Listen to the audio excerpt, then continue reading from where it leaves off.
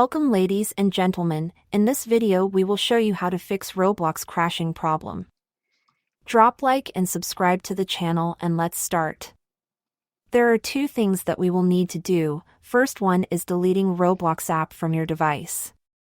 We are going to click on Windows Start button in bottom left of the screen and search for Add or Remove Programs. There we will find Roblox, right-click it and select Uninstall. With that being done, we have one of two things checked. The second thing that we can do is this.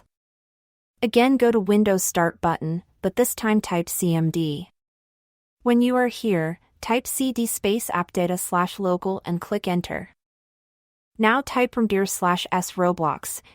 Here answer just Y. Now you can type exit or just click on X to close this.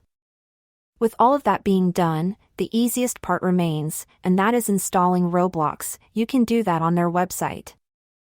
That would be all for today's video. I hope that you found it helpful and that you can play your Roblox now. Until next video, bye.